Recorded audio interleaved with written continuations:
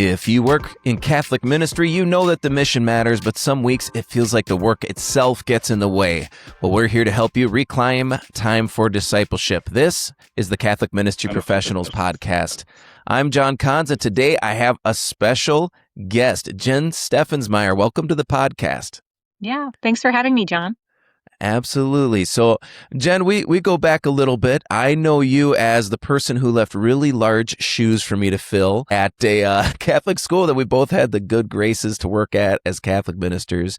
Today, you work with the Archdiocese of Omaha as a leadership formation specialist. So I know a little bit about you, but I'd invite you to let our parishioners or our listeners know as well. Who is Jen? What does she do? What's kind of your story and brings you here today? Yeah. Absolutely. So I grew up here in the Archdiocese of Omaha. I grew up in a small town, rural parish, farm family. So that's my roots. And spent some time outside of the Archdiocese doing ministry before coming back to work here. Youth ministry is kind of my background, in college campus ministries where I got started. But in more recent years, I've shifted to work more with adult evangelization and have been really blessed to be a part of building and leading and coordinating the mentorship program for lay leaders, which is a process of formation that we offer to our parish leaders here who want to grow in their ability to evangelize. And so that has been a great gift. I feel like I get to work with some of the best people throughout our archdiocese, just the most faithful and desirous to grow, wanting to serve the church, wanting to do what the Lord is calling them to do more effectively. So I live near West Point, Nebraska, which is about an hour and 10 minutes out of Omaha. My husband, Justin, and I live on an acreage. So back to small town living, back to my roots, which is a great gift. Yeah, my wife and I moved to a small town too. We were in Chicago for a couple of years. And I always joke that Chicago's a great place to visit. Yeah. But we were happy to come down to that small town living too. And I imagine you see the ability, having worked in ministry for so long, to do the evangelization. That's kind of naturally. I see such a gift in a rural parish. People think that, well, we don't have as many resources, blah, blah, blah, blah, blah. But the thing that rural parishes, rural churches, small towns have is that first threshold to conversion, right? That trust. Because you're a member of this community, we see each other at the same kids events or at the grocery store or wherever it is. That first threshold sometimes is bridged already for us automatically, so that there's a gift in that too. Yeah, absolutely. I agree with that. Yeah. So tell us a little bit about this mentorship program, because that's really, for me, when I got introduced to you, when I kind of heard what you were doing, I thought I need to have Jen on the podcast to talk about this, because I think this mentorship program is a really beautiful model. And so I kind of want to understand a little bit more about what that looks like and the people who enter it. You know, what are they hungry for? What are they looking for that makes what you offer the solution for them, or a pathway?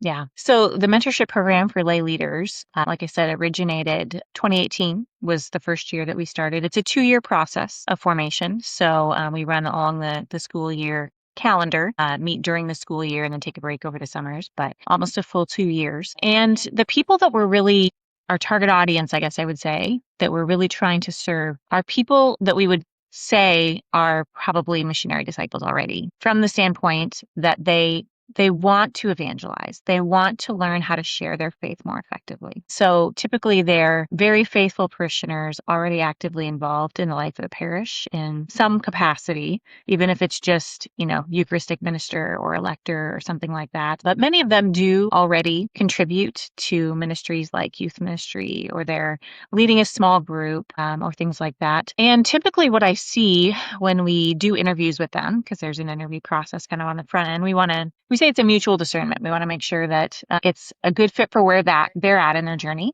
and also that it's a good commitment for them to make. And so what I hear most frequently from people is, I really want to grow in my relationship with the Lord, in my life of prayer. I just want to know Him more intimately. I really want to feel more effective in sharing my faith, or if they're involved in a ministry already. Like, I just feel like I could be more effective if I had some formation, because they've just kind of been doing the best they can with what they've been given. And then the third thing I'll often hear is, I just want to have confidence that I'm doing the Lord's will, that I'm using my gifts in the way that is most beneficial and effective, understand my gifts more fully so that I can give and be more fruitful. So we're really trying to come alongside these leaders, many of whom are not, paid by the parish. They're just kind of the super volunteers, typically, that hold, the parish together. Come alongside them. And I always say we want to help them grow in confidence and competence. Confidence that they actually can share their faith effectively and fruitfully, and to be able to start to see some of that fruit. And competence from the standpoint that most Catholics have never had any formation in evangelization. There is kind of this discussion that started about 10 or 15 years ago. I think Sherry Waddell's book, Forming Intentional Disciples, kind of launched this in some ways, but Catholics started hearing, the average parishioner started hearing, you're called to evangelize. And everybody immediately thought that meant standing on the street corner on a soapbox preaching, because that's kind of the conception that people had. And that terrifies them. And, they know, because they've had this encounter with the Lord and have this desire, like, I want to share this with others. I want other people to experience this life that I've experienced. But nobody's really come alongside them to help them see how to do that effectively. And that's really the goal of the mentorship program. Okay, well, yeah, pull that apart a little bit more, because these people already love Jesus. They're already trying to serve their parish. In your own words, they're usually a super volunteer already. So, yeah, what is the thing that they're missing then? Kind of make that competence and that confidence a little more tangible for us. What does it mean to come out of there with more confidence, more competence in evangelization? Yeah. So I'll maybe start just by contrasting a little bit. We have parish programs for evangelization, but at the same time, every Catholic, every baptized Catholic is called to share their faith in the world we live in. And, the church documents refer to this as the apostolate. The lay apostolate is to live the faith in the world, to be Christ in the places where our priests and religious and, paid parish staff often are not, in secular professions, in neighborhoods, in relationship with other families, on the bleachers, right, at the school sporting event. And so that ability and that call, really, to be in that space is what we want to help focus on. So the mentorship program is not so much equipping people for running parish programs. It's equipping people for relationships and intentional accompaniment with a few specific people in their life that the Lord is calling them to do that with. And so that, of course, that type of individual accompaniment is the foundation that makes parish programs actually fruitful and more than just a program. So it certainly can be applied in parish ministry settings. But what we're really trying to equip people for is the apostolate, right? To be able to effectively share faith with people in our daily lives that we encounter, but also to do that in a very intentional, focused way, that we're coming alongside people through prayer, friendship, and deep investment. Those are the three kind of key habits that we hold up for people, with a few specific people the Lord is calling us to do that with, and very intentionally. So the mentorship program is focused primarily on equipping people for that type of one-on-one accompaniment. Oh, and that's awesome. So what's can you think of a practical formation that you do with them that makes the biggest difference for that? To Yeah, allows them to there's a enter couple of into, 'cause things. yeah, go ahead. Yeah. Yeah. No, I think certainly the foundation of that is personal prayer.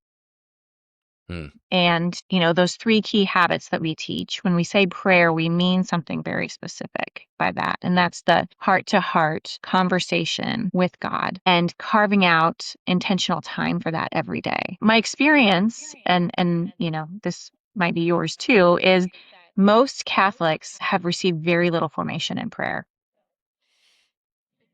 They've learned their rote prayers. They've been taught their prayers. But in most places, most Catholics are just doing the best they can, if they do have that time even carved out, right? Because life is busy and there's a lot of things pulling at our attention. And so, one, to just have a committed time set aside of 20 or 30 minutes a day for that prayer time is something that Many Catholics don't have. But if they do, they're typically, they're relying on devotional prayers or on the Magnificat or the Word Among Us or something like that. They're reading the readings, they're thinking about it, but nobody's ever really helped them kind of move beyond just saying the prayers or thinking about the things to, I'm actually sharing my thoughts, feelings, and desires with Jesus. And I actually am receiving from him his response to me. So the very first thing that we want to do is root and ground all of this in a vibrant, living, active life of daily prayer. So that's the foundation of all of it. So before we even talk about friendship with others and how we enter into that, we start with that formation and try to get them into a space where there's some accountability for that, holding up that expectation, and people that can assist them as they're kind of learning that new way of entering into the daily habit of prayer. So that would be the foundation, I would say. And then, practically when it comes to friendship, we talk a little bit about the challenge of friendship in the world we live in. Right. Yeah, I do want to hear what your thoughts on that. As soon as you said friendship, I was like, "Ooh, I want to pull that apart," because I've got some hot takes on a lot of Yeah. parish ministry niches and how those things would be solved if we would just help people to understand how to make friends, because we've forgotten Yeah. how to do that. So yeah, pull that friendship piece apart a little bit for us. Yeah, you're right. There's been some research in recent years showing that the average American hasn't made a new friend in 5 years. And I think that the pace of life that we live and technology certainly has made that difficult. COVID, I think, had an impact culturally in our country. But also it's human nature. We get comfortable, right, with the people that we're around.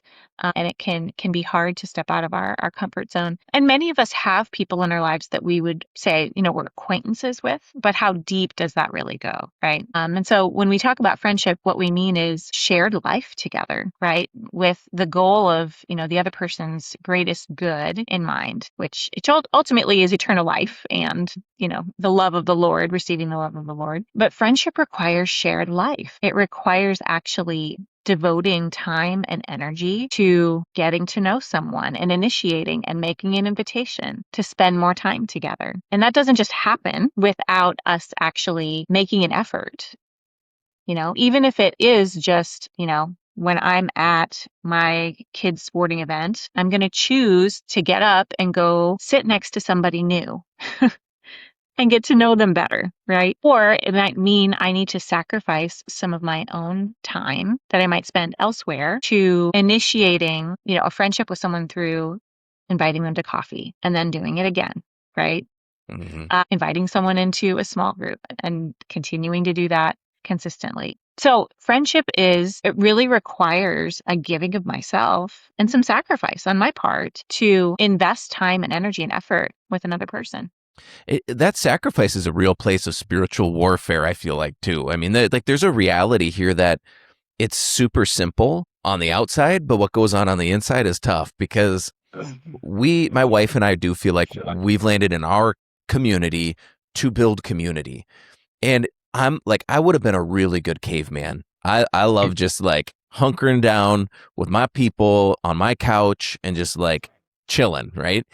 But we have made a conscious effort to invite people into our home, to invite people into our space. And we're lucky enough to be invited by some other friends to come have dinner. And so it's like, yes, like coffee and all that stuff, but also what's it like to bring someone into your home? And that's a real sacrifice, because I might want to watch a show. I might be tired from work. There might be something else that I found out that's going on with a different friend group that sounds really cool, but we've committed to spending 90 awkward minutes having dinner with a new family or whatever it is. That's a real sacrifice. But I talk about how God rewards these efforts in people when you encourage them to kind of step out. I think step out of the boat a little bit, put their feet on the water and start walking. What is that? Speak about that a little bit. Yeah, you're right that there's definitely a spiritual reality. I mean, it's a real Mm-hmm. conversion. Mm. It's an internal conversion to let go of my own kind of self-centeredness, which I'm there with you. It's very easy just to focus on the things that I need to get done or that I want to do, or my kind of comfort with the people that I am comfortable with, especially as an introvert, right? And wanting to just kind of have that sometime. But if we're convinced that the Lord has actually put us, uniquely placed us in certain people's lives that we are uniquely positioned to reach, then I have to take seriously the call to conversion in that area of my life. And I think there's from a spiritual standpoint, asking the Lord to show me who those people are is really at the foundation. So I think there's a very practical practice here that helps us get out of that place, and it's intercessory prayer. Within the mentorship program, very early on, as we're teaching them personal prayer, we also very quickly kind of turn to intercession daily. And just a very practical way that we talk about this is start with 5 minutes a day for 5 people. So this is your 5 by 5, so to speak. Okay. So spend 5 minutes a day praying for 5 people that you feel through prayer the Lord is placing on your heart that you are uniquely positioned to reach. And it can be very easy with the 5 people for people to just kind of gravitate toward, well, I'm worried about these family members that are falling away. Like I have this person at work that I would really just love if they came to know the Lord, and it would make my life easier if they came to the Lord. So it's easy to kind of gravitate toward our own desires, but we have to very practically ask, like, am I actually in a position where I can have consistent contact with this person? Is this person actually open, right, to my initiation of friendship or my initiation of deeper relationship that could hopefully move from just something superficial eventually to something deeper? And so there's a little bit of process of conversion that happens there too, around being open to the people the Lord has placed in our life that maybe we weren't originally thinking about.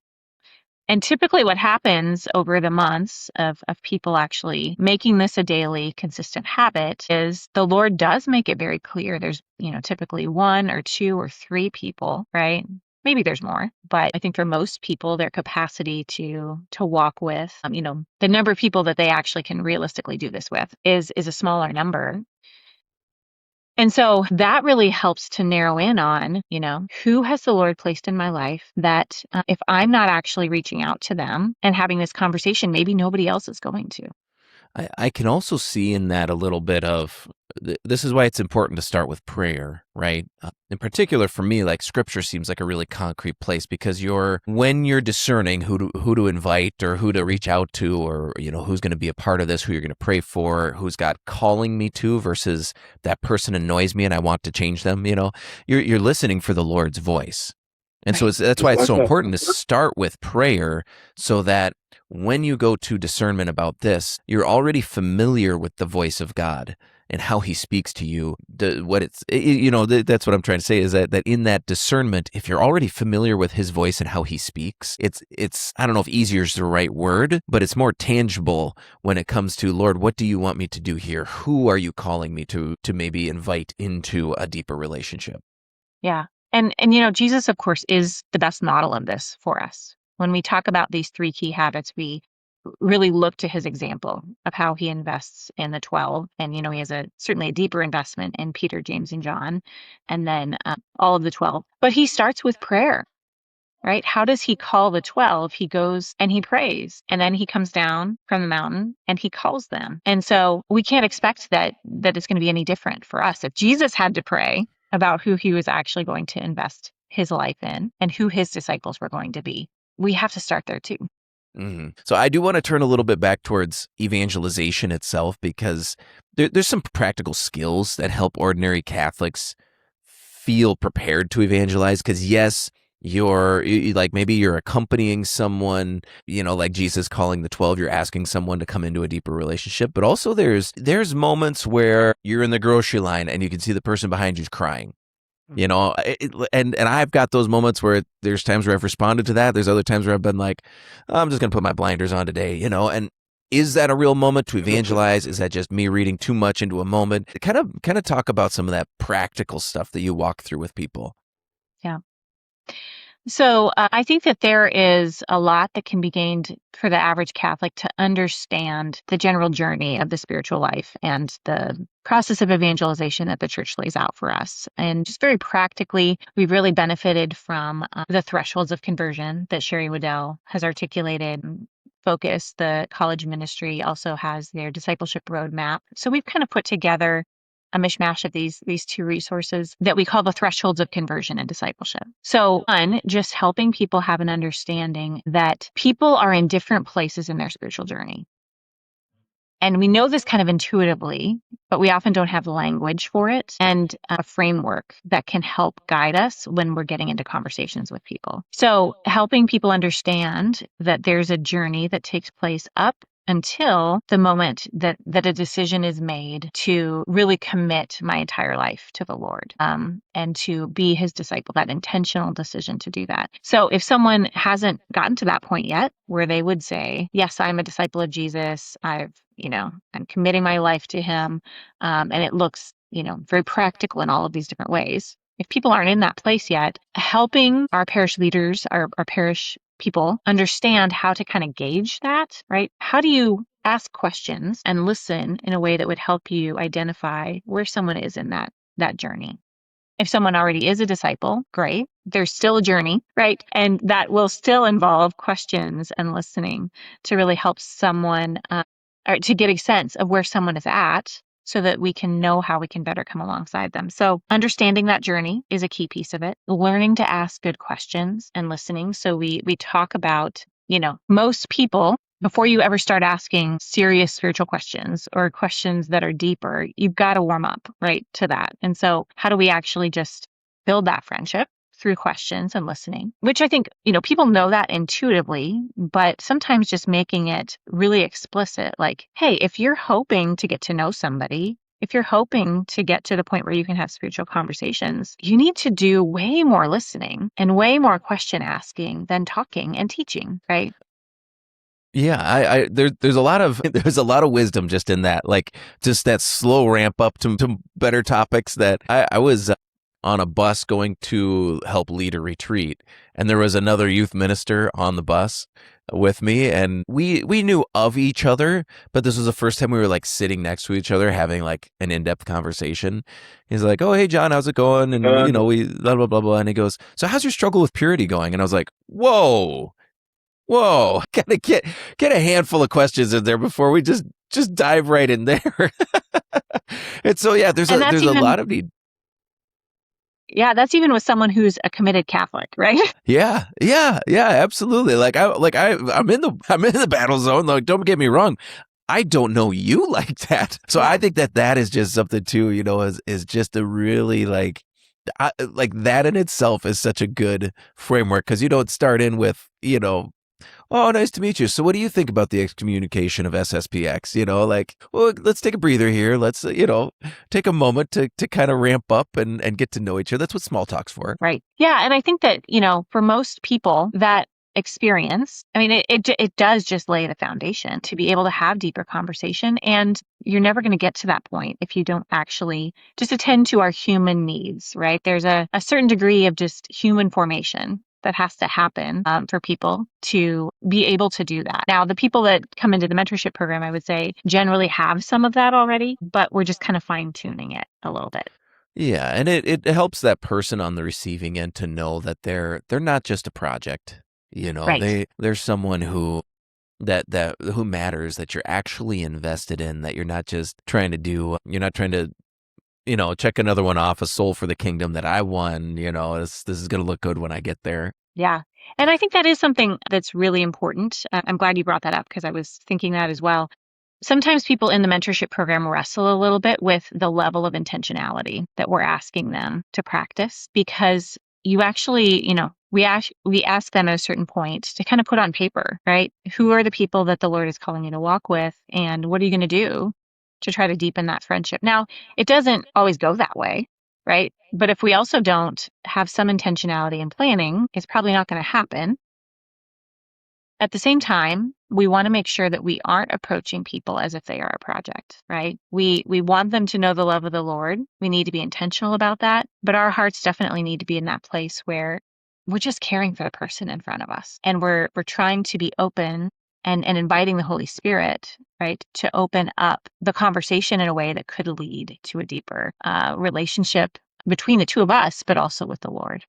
Can I say, I think that's actually a tough thing for a lot of lay leaders that work in the church, because you're running a program that's responsible, even for our pastors, maybe that's another level deeper to go. It's really tough because you're responsible for all these programs, all these people. Your calendar is filled with meetings, so everything's just like blitzing in, giving a 10-minute, trying to get a reaction out of people just so they know you care, and then you're on to the next thing. But if you sit down and you ask them, do you feel like you're actually accompanying anyone? Like, who are you discipling? They're going to say, well, I disciple everybody. And it's like, but that's not how that works. Like, even Jesus only picked 12 guys to be like his disciples. He had the multitudes of disciples, but he had 12 disciples too. That was, Yeah. so I think that that's a really tough thing that people in the church, but like across the board, struggle with. And then, maybe you can speak into this. My take on that is, and it's actually safer to do it that way, so that, because there's a difference between belonging to a parish group and then personally accompanying someone, so it's not really a question, but can you respond to that a little bit? Give me kind of your thoughts on that. Yeah. The habit that we really focus on in the mentorship program that speaks to this is deep investment in a few. And we really do look to Jesus as the model for that, right? I think certainly for me, when I have read the Gospels in the past, I see all the things he's doing, the preaching, right? The teaching, the miracles. He is having these one-on-one encounters with people. But what can get missed is kind of in the background, he's doing all of it with his disciples. And they're watching him and they're learning from him. And he's teaching them through all of those encounters and all of that ministry, which is ultimately, right, why do we have the church today? It's because he invested in those few who then went on to do that with others. We see that really beautifully, I think, in the writings of St. Paul, the individuals that he really deeply invested in, like Timothy, Titus, Epaphras, others. And so I think you're absolutely right that whether we're ministry professionals or whether we are those super volunteers, it can be really easy to get caught up in a lot of activity in our parish life. Sometimes because it doesn't feel like there's anybody else to do it. And if we don't do it, it's going to fall through the cracks. But sometimes I think it does feel a little safer than to take the risk of investing more deeply in a few, knowing that it may not always turn out perfectly, right? And so I Hence think that the Catholic Church. it is right. It may not always Yeah. turn out perfectly. Yeah. Right, exactly. Yeah, so I think that there's a wrestling, and again, this is where conversion is involved. Some of it is, having a different worldview and a different mindset about how we engage in ministry, or even just, do I have any space for personal apostolate? And this is something I've wrestled with doing, professional ministry, or, being paid in a paid position in ministry. Do I leave any space that I could invite that family over for supper, that I could go get coffee with, or have a walk, go take a walk with a friend, right? And deepen that relationship and engage in deep investment. So I think those who are either, paid or even just volunteers, a big part of what we're trying to teach them and to allow the Holy Spirit to convict them of, to propose to them, is we have to carve out a little bit of space, right? To be able to more deeply invest in others, which, if we're ever going to raise up other leaders, we have to do anyway. If we're ever going to get to the point where the ministry can be pushed out to other people, or that other people we're walking with would get to the point where they have confidence to share their faith, we have to put time into that. Mm. There's something in there. So the phrase that popped into my head was radical availability to the person in front of you. And I think of Jason Everett wrote a book about St. John Paul II. I think it was called The Five Great Loves, or His Five Great Loves, something like that. But he talks about how JP2 had this radical availability to the person in front of him. He was never so busy that he couldn't, like he would torpedo an entire day's agenda. For one, if he ran across Jesus in the tabernacle, well, that was one thing. But the other was just like, if somebody engaged him in a conversation, he didn't just give him like what I do, which is, how are you doing? Oh, best day ever, like just some remark just to like spread a little joy, but not have to interact. Like, he would engage the person in front of him. There's this radical availability, and that can be, I think that's something that most of us are not any good at. in general. It's something we have to really work on in order to be radically available, especially the hustle and bustle of going to meetings, picking up kids, doing stuff for work, dropping kids off at practice now, all these things, and balancing that with your spouse's calendar and, whatever things you might be volunteering with, and all the stuff piles up. Yeah, so that's what I hear in this, is that there's a need to be radically available to the person in front of you. And that in itself, as a practiced habit, will open a lot of doors to evangelization.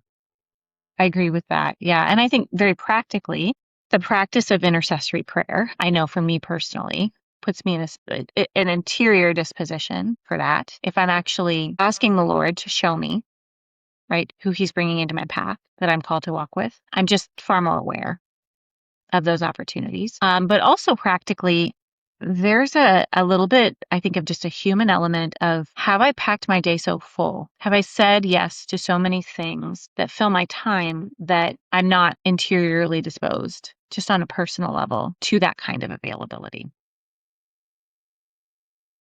Yeah, and just one thing that someone taught me in that as well is just physically walking slower. Mm. If you, man, I think it was, I'm not going to remember the guy's name. I think it's Mark Comer, but he wrote a book called The Ruthless Elimination of Hurry. And he had some things in there like actually coming to a full stop at a stop sign, which I'm guilty of the Minnesota roll, where you just kind of slowly roll through, almost stop, but not quite. It's like actually like building your pace of life so that even if you are going to the next thing, can you take your time to get there, which means slowing down and planning out a little bit ahead. Like, I need more time to do this thing. If I'm, I don't know, going to the kitchen to get a drink, can I take my time going to the kitchen? And then I might encounter my kids or my wife, in a way where I'm actually available should they need something. And it just opens up life in a little different way. Now, I do want to take, kind of take it a step back, because I imagine our listeners are listening. It's like, yeah, this is all great. I'm a parish staff worker. I want all my parishioners to behave like this. So what can you see? I guess what could a parish be doing now to be creating more and building more of a culture of evangelization among their parishioners? What can parish leaders be doing? I think a big part of it starts with forming people in prayer. I mean, that is the whole foundation of what we're talking about. Is if you want people who are going to fruitfully engage in evangelization, they have to be people who know how to pray, who know how to listen. And so I think that would be where I would recommend they start, and that can happen through various means. I know in our area, we have seen a lot of fruit come from small groups, right, that are teaching people Lectio Divina. I actually, because there was a kind of a gap in this area, a friend and I co-wrote a book on relational prayer. It's a small group guide that people can do in a small group context. It's based on the spirituality of the Institute for Priestly Formation in Omaha. So that is something. And it was actually at the request of people going through the mentorship programs who said, how can we teach the things you're teaching us, to other people? And What's the name of that book? yeah, so it's called Relational Prayer, a Small Group Guide. And it's 6 sessions, but it's really meant to teach people to pray and to help them develop the habit of daily prayer. So I think Lectio Divina is a great start. Once people kind of get the hang of that, this other resource that I just mentioned, I think can be a really helpful thing. If you have people who are already in that space, who have already had formation in prayer, discernment of spirits, those type of things, I recommend starting to gather them together for some intentional conversations. And you can do that around a book. Maybe there's a book that talks about evangelization, or, that you want to discuss in more detail. But you can also just start with praying together and having discussions like, how do we want to see more people in our parish encounter the Lord, right? I think this movement toward a culture of evangelization, it cannot happen if people are trying to do this in isolation. And so we have to start intentionally gathering them together for some of these conversations. What might come out of that could be that we are going to invest some time into parish programs. There's good things out there, good tools that we can use. We have to be careful that we're not so focused on the tools that we forget the people and we forget the accompaniment of the people, because ultimately that's what's going to make the programs fruitful, right? So I would say if the conversation hasn't even started, those would be some places just to begin. Mm-hmm. Yeah, I know For my wife and I, one of the biggest areas where we've experienced kind of the fruit you're talking about here is we were invited by another couple to gather with three couples, and we were going to get together and just have dinner and have a conversation because they saw in us the same desire they had in their hearts, essentially, which was to form the culture and environment that we wanted our kids to grow up in, and to surround them with other faithful Catholics so that the way we lived wouldn't be weird. And we've been meeting with those couples for 3 years, but it was such a good, fruitful gathering just because we'd be together. There was no agenda. We didn't have a small group. We had a meal, and then we'd just talk about life. We'd talk about parenting struggles, and we'd talk about our faith and prayer and all that jazz, to the point where the parish noticed and they said, "Oh, how can we grow this?" And we said, No, you don't understand. Like we can. They're like, "Can you teach other people to do this?" We could, but really all we did was invite people to dinner. I mean, there's no secret sauce here. Like there's no program for you to grow or copy. Yeah, if somebody wants to talk, I'll meet with them. I'll tell them what we're doing, but they're going to go, "Oh, so you're just getting together with your friends." Yes, but we've cultivated these friendships specifically, and not in a people hear strategic and intentional and they think manipulative, and that's not it. These were intentional people we invested in because we desire a certain environment in which to raise our children, and we can't guarantee that anywhere else. So if we can surround them with friends their own age that have parents that we can trust for like sleepovers and things, 5, 6, 7, 8 years down the road, like that's the whole thing. And so it's wildly simple, but it does require us that, like you said, kind of those moments of conversion, those moments of faith, right? And I always see Sherry Waddell's thresholds of conversion as a descending spiral, because as you go deeper, you always come to another threshold of trust in your own heart, and to offer that to God and to trust him in that. And then there's always another thing that, will you trust me with this? And will you trust me with this? And that's how we've been walking in these relationships, to the point where now we do have intimate friendships with these handful of people that have been cultivated over the last few years. But that wouldn't have happened if we'd have just said, "Hey, come to our Bible study." Right. So that, yeah, absolutely. I 100% agree with what you're saying there about having those moments and encouraging people to invite others into that circle, and to beginning having that more relational prayer. I just think that's a great resource. Would that be, if they were looking for it, can they find that on Amazon, or do they have to go somewhere specific to get that? Yeah, so right now it's available through the publishers Vianney Vocations. Vianney Vocations. Yep, and it's called Relational Prayer, a Small Group Guide. Okay, it sounds great. Well, if I think this has been a great conversation. I really appreciate you taking the time. I'm wondering if you could just share, a story or two of just the fruit you've seen when ordinary Catholics begin praying and building friendships and just intentionally accompanying one another. Yeah. I'll use an example from one of our small rural parishes in the Archdiocese. And some of these folks have been involved in the mentorship program. So I've been blessed to kind of watch this unfold over the years. But it really started with the pastor at this parish taking the initiative. He was, learning about parish evangelization, trying to kind of figure out what does this look like in our small town context.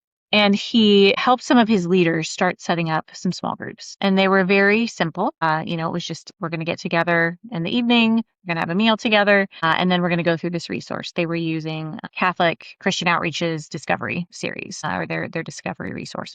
We're going to go through this together and have some discussion. And one of those groups was led by a young woman, Michelle, who, as she was walking with these ladies in her small group, was able to really identify one in particular who stood out to her, that she felt called to get to know better, spend some time with this woman. She was very receptive to what they were going through. She was a convert to the faith, and so, was still kind of trying to figure out what it looked like to live as a Catholic in some ways. And over time, Michelle, investing in this other woman, just saw enough growth in her that she said to her, "Hey, would you be open to leading a small group with me the next time we do this? I'll meet with you beforehand. I'll talk to you about what we're going to do. You can take on a few of these smaller roles. Like, you're really good at hospitality, and details. So you can take care of that." And so they would meet beforehand. They would discuss what they were going to do. They would do the small group meeting. And then afterward, they would debrief. How did that go? What do we need to do differently? How do you see each person growing? What are you noticing as you listen to people sharing?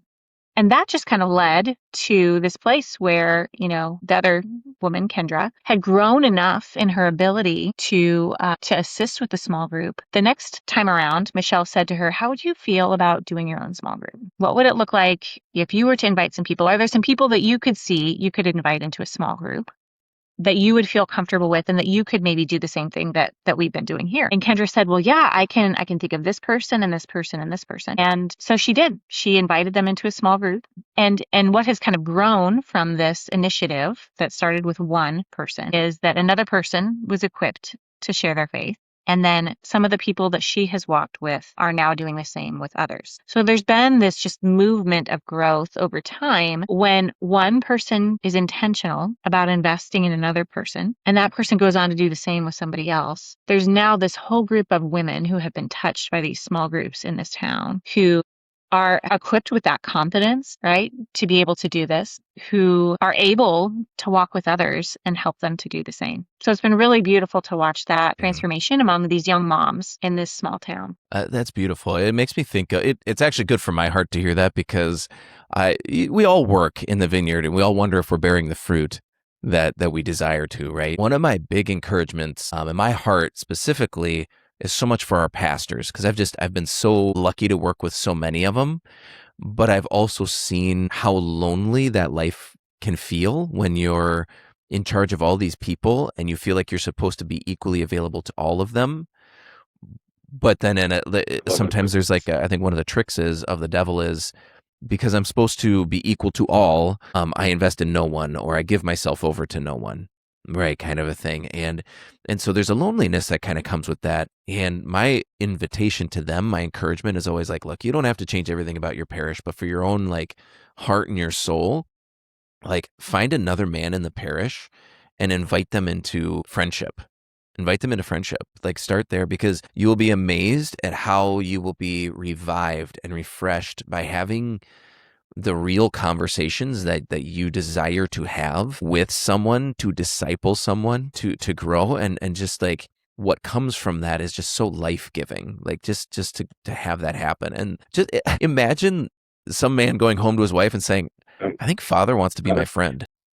And how that spurs a conversation in that family about how do we respond to this? What does that look like? What does that mean? Because everybody thinks, well, let's have the pastor over, but then they clean the house and dress their kids up, and it's not like a real example of what our family looks like. And they're like, "What's your favorite meal, Father? And what's your favorite scotch?" And they treat them like, but no, I just want somebody that I kind of hang out with, and I want to be able to talk about what God is doing in my life and what God's doing in your life, and where those two things meet. David and Jonathan, like, let's go slay some giants together. Let's go to war together, and see what happens. And the other invitation I always give to is invite invite your parish staff explicitly into discipleship. Because a lot of times that's never happened. You inherited this staff. You're stuck with them. Okay, well, that's fine. Okay, now say, I'm here. I'm the pastor. I want to disciple you. And let's talk about what that looks like, and to see where those conversations grow and what they turn into. And that's one of my explicit calls in my leadership alignment workshop is like, these are the things, So that you've given our listeners some real tangible things to hold on to. And I just think that fruit of what happens when one person looks at another and says, "Hey, I see this in you. I want to reverence that. I want to call that out, and I want to talk about it and see where the Spirit, and invite the Spirit into it and see where it leads." Yeah, I agree. And I think, we never know where the Lord's going to take these things. Even the story I told, like this unfolded over 10 years, like this is not a quick reproducible thing. We have to really be in tune with what the Lord is putting on our own hearts, like pay attention to our own desires, dialogue with the Lord about them, see if they're also his desires, see what he wants to do to meet those desires. And then we just take the next step and we trust the results to him. If we stay in that place, right, with those desires and we never take the first step, we also don't get to see the beautiful fruits that come from it, right? If that is what the Lord indeed wants. Amen. Amen. Well, Jen, this has been a great conversation. Is there anywhere you want to invite listeners to go if they'd like to connect with you or ask a few questions? Yeah, so our website for the mentorship program is archomaha.org/mentorship. So if they have any questions about that, they can go there. My contact information is also available there, so they can find that. And then the book that I mentioned, The Relational Prayer a small group guide, is just a resource that, I never set out to publish a book. That was not on my bucket list necessarily, but it just was a practical need that arose, and just trying to find a way to meet that need with that resource, so they could check that out at the Vianney Vocations website. The church is at its best when it's meeting real needs in the community, 100%. All right. Well, Jen, thanks for being on the podcast. Yeah. Thank you, John. All right. And thank you, listeners, for listening to today's episode. If you heard something that really piqued your interest that you feel like your parish needs to talk about, send this episode to your pastor or a parish staff member or just one serious Catholic that cares about renewal, and start the conversation this week. Thanks for listening, and we'll see you in the vineyard.